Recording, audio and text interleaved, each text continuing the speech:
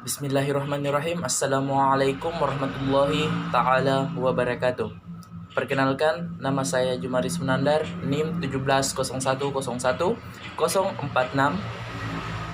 dari Prodi Pendidikan Agama Islam semester 6, ingin mengumpulkan tugas yang diberikan oleh ibu dosen yang bersangkutan dalam mata kuliah model pembelajaran pendidikan agama Islam itu sendiri.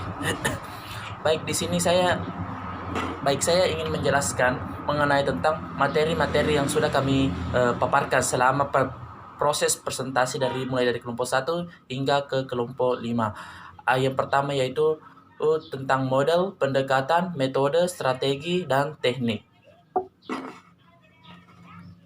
Langsung saja kita pindah ke materi pertama. Yang pertama yaitu pendekatan. Kita harus mengetahui dulu apa sebenarnya pengertian pendekatan. Pendekatan adalah dapat diartikan sebagai titik tolak atau sudut pandang kita terhadap proses pembelajaran. Pendekatan antara peserta didik dengan pendidik. Di mana di sini pendidik itu memusatkan kepada peserta-peserta didik agar peserta-peserta didik itu terfokus kepada pendidik. Itu merupakan pengertian tentang pendekatan. Seharusnya pendekatan ini memang sangat diperlukan dalam proses pembelajaran, apalagi kita sebagai calon pendidik itu harus memang menguasai namanya pendekatan. Bukan hanya pendekatan, tapi ada juga beberapa model-model sebentar yang akan dibahas. Itu menurut saya mengetahui mengenai tentang pendekatan. Pendekatan itu adalah titik tolak atau sudut pandang kita terhadap proses pelajaran terhadap entah dari pendidik ke peserta didik atau sebaliknya peserta didik ke pendidik. Hubungannya bagaimana cara pendekatan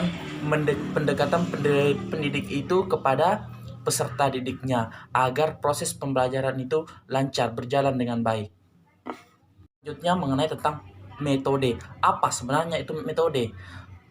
Pasti teman-teman bertanya-tanya apa sebenarnya itu metode, karena metode itu tidak lepas yang namanya antara model-model pembelajaran PAI, karena metode itu memang diwajibkan untuk digunakan dalam proses pembelajaran.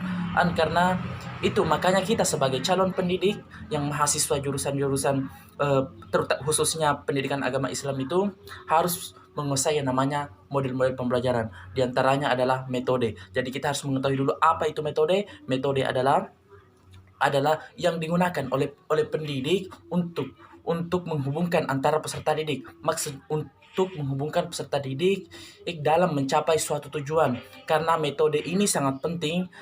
Contoh, dalam proses pembelajaran seorang pendidik melaksanakan tugasnya untuk mengajar kepada peserta didik dengan cara menggunakan metode apa agar materi tersebut bisa disampaikan dengan baik dan benar, agar bisa mencapai tujuan secara bersama antara pendidik dengan peserta didik.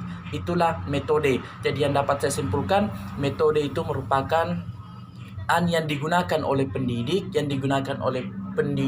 yang dihubungkan dalam proses pembelajaran agar mencapai tujuan bersama.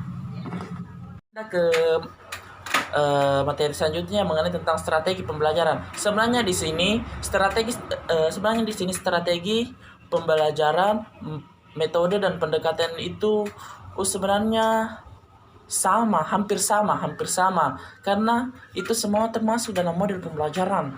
Jadi pernah saya baca dalam sebuah buku yang dimana di sini strategi pembelajaran itu menurut Dick and Carey adalah suatu set materi dan produser pembelajaran yang digunakan secara bersama-sama untuk menimbulkan hasil belajar pada siswa. Maksudnya di sini strategi pembelajaran yang digunakan ini tujuannya itu untuk mengetahui hasil belajar pada peserta didik, sampai di manakah batas kemampuannya, sampai di manakah keberhasilan kita sebagai pendidik menyampaikan materi ini kepada peserta didik. Apakah memang sudah paham 95% atau 100% atau di bawahnya, begitu. Jadi di sini strategi pembelajaran yaitu untuk menimbulkan atau untuk mengetahui hasil proses pembelajaran antar pendidik ke peserta didik itu. Apakah pendidik itu berhasil menyampaikan materinya dengan baik dan dapat dipahami dengan baik oleh peserta didik tersebut. Baik, selanjutnya setelah tadi membahas tentang strategi pembelajaran, kita pindah ke materi selanjutnya, yaitu mengenai tentang teknik pembelajaran dan taktik pembelajaran. Baik, sebenarnya di sini sebenarnya di sini teknik dan taktik itu tidak jauh beda pengertiannya. Teknik pembelajaran dengan taktik pembelajaran. Kita akan menjelaskan dulu satu persatu. Kita akan pindah ke teknik pembelajaran. Teknik pembelajaran kita harus mengetahui artinya, yaitu suatu cara-cara atau langkah-langkah yang digunakan oleh pendidik dalam proses pembelajaran, dalam pembelajaran. Itu yang disebut dengan teknik-teknik. Contohnya pada saat diskusi dengan peserta didik yang aktif akan berbeda dengan diskusi dengan peserta yang pasif, meskipun metodenya itu sama yang digunakan, yakni metode diskusi, tetapi tekniknya berbeda. Itu yang disebut dengan teknik pembelajaran. Itu contoh teknik pembelajaran. Hal ini disesuaikan dengan keadaan dan kebutuhan siswa di dalam kelas tersebut, proses diskusinya. Sedangkan taktik pembelajaran, baik, setelah kita menjelaskan teknik pembelajaran, kita pindah ke taktik pembelajaran. Taktik pembelajarannya itu, maksudnya di sini yaitu gaya seseorang. Selanjutnya mengenai tentang apa itu sebenarnya taktik pembelajaran. Taktik pembelajaran yaitu gaya seseorang dalam melaksanakan metode atau teknik pembelajaran tertentu yang sifatnya secara individual. Memang karena setiap pendidik itu pasti memiliki yang namanya taktik pembelajaran, yang berbeda-beda karena individual. Contohnya seperti bila menggunakan metode ceramah secara individual atau penceramah punya cara masing-masing tersendiri dalam menyampaikan ceramahnya tersebut. Itu yang disebut dengan taktik pembelajaran. Baik, mungkin hanya itu yang bisa saya sampaikan. Yang dapat saya simpulkan mengenai tentang model pembelajaran PAI ada 5. Yang pertama pendekatan, yang kedua metode, yang ketiga strategi, dan yang keempat dan yang kelima teknik dan taktik. Setiap 5 model pembelajaran ini sebenarnya itu hampir sama. Jadi model pembelajaran kelima ini yang sudah kami jelaskan itu sebenarnya ini tidak lepas dari kelima ini, semuanya saling terikat. Jika diantaranya hilang, maka proses pembelajaran yang akan dilaksanakan ini tidak berjalan dengan baik. Jadi kita harus menguasai kelima-lima model pembelajaran ini.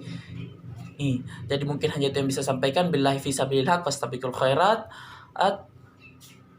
Sebelumnya kami mengucapkan syukron wa jazakal khair. Jangan lupa like, share, and subscribe. Dan untuk kepada teman-teman, terutama ibu dosen yang bersangkutan, jika ada salah-salah kata, bahkan kekurangan mengenai tentang materi-materi yang saya sampaikan, mungkin ibu dosen bisa mengoreksi atau mengomentari. Karena setiap manusia itu pasti memiliki kekurangan, karena manusia biasa tak luput yang namanya kekhilafan, karena kesempurnaan itu hanyalah milik Allah. Dengan ucapan alhamdulillahirabbil alamin, billahi fisabilil haq fastabiqul khairat. Assalamualaikum warahmatullahi taala wabarakatuh.